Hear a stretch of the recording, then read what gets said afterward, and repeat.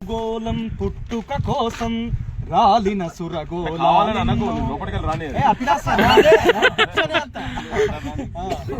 ఈ మానవ రూపం కోసం జరిగిన పరిణామాలెన్నో ఒక రాజును గెలిపించుటనో ఒరిగిన నరకంఠాలెన్నో ఒక రాజును గెలిపించుటనో ఒరిగిన నరకంఠాలెన్నో